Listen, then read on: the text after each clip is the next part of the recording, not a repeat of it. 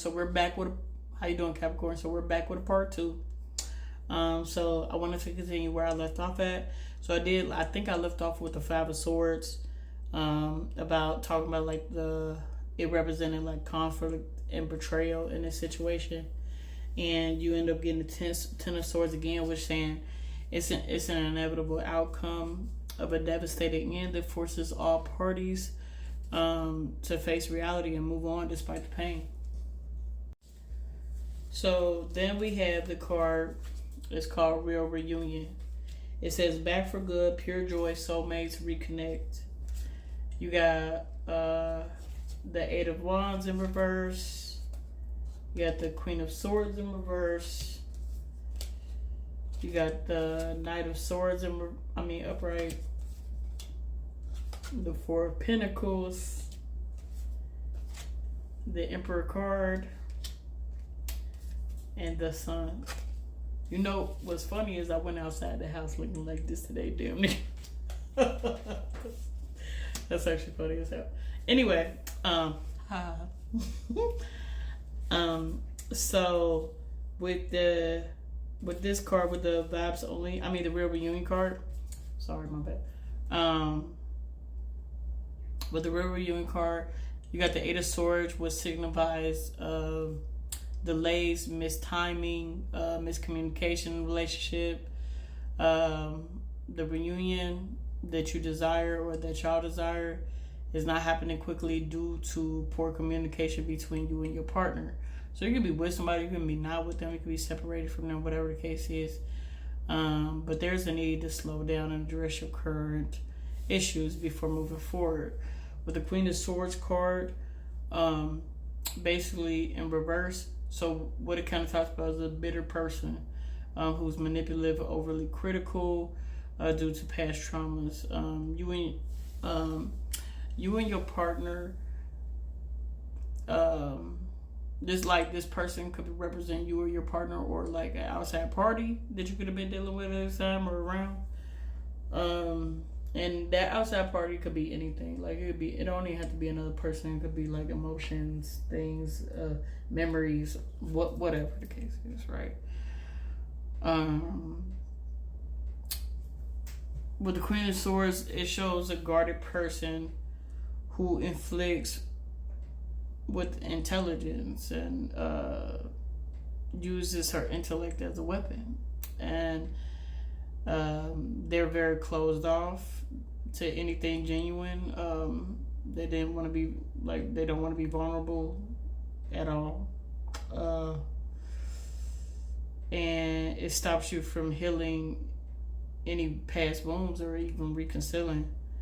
The Nine of Swords that you received represents nightmare, worries, anxiety, sleepless nights, self-imposed worries. They do feel real to this person. So even if they're not real and they just made that shit up in their head, it is real to this person. Regrettably, I am sorry. I apologize, because sometimes people assume, man. People can't help it. People deal with traumas. They got PTSD, whatever the case is, and it just be all up in this person's head, and you don't know, or if they say something and you have some type of indication that that's the case. You should know how to move forward from there, or at least, try to figure it out. I think so. If you want something to work out, basically. I was going to say, but fear is holding both of y'all back, basically. And it needs to be confronted. The Four of Pentacles is talking about like a person who's like kind of stingy, whether it was you or them or both of y'all. You know your situation. But you could be stingy with vulnerability, like you could be stingy with sharing emotions, money. You could be building walls, like closing yourself off, trying to control or hold too tightly to things, not allowing the relationship to fully thrive and flow. So there's that. Then you got the Emperor card, which talks about person approaching relationship with structure, logic, and rigid ways, which may be trying to take charge in the situation, which may seem like it's helpful, but it's really not. because what it's doing is providing instability, especially with give me just a second. So it creates like an instability emotionally and an imbalance, like in power, right?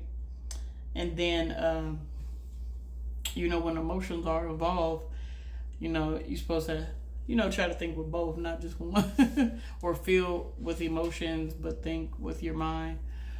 But you did get the Sun card. So the Sun card in this situation, which is always about happiness, goodness, joy, all of that great shit, right?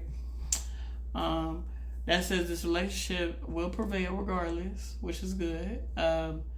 It's just it's on your timing for real. Like, I mean, it's divine timing, but it's on your timing because it all talks about when y'all choose to try to heal or talk, or one person approaches the other if they're not talking, whatever the case is.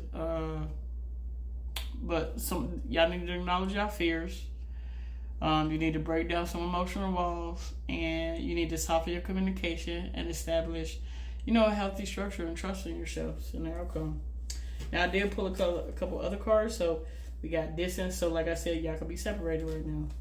It says the separation you are experiencing is necessary to help the relationship grow. So, y'all, the divine could be working on both of y'all right now separately, and that's the reason why you may be separate. It's saying be present, so you need to work on that within yourself, or both of y'all do. It says you will attract love by enjoying your life as it is wherever you are. Be all there, they'll be here and somewhere else. And it says express your love. It says it's important to let people know that you love them. You have nothing to lose. Like, it's not gonna hurt if you let people know you love them. It may feel like it might hurt if you're a prideful person or you go on your ego, but you have to let that shit go. Then you got Clover. It says lucky break, gamble, go gamble, go play the lotto. Good fortune, chance, career, finance, outdoors, risky business, and surprises. Beautiful. Then you got Coffin. It says don't make no bad investments now.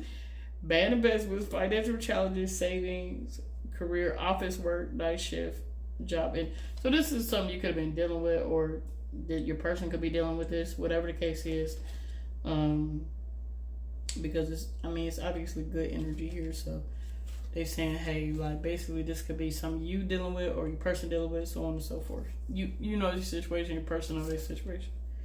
Then you got perspective. So this is what you're calling into yourself. It says your reality is shaped by how you see the world. A shift in perspective creates new possibilities.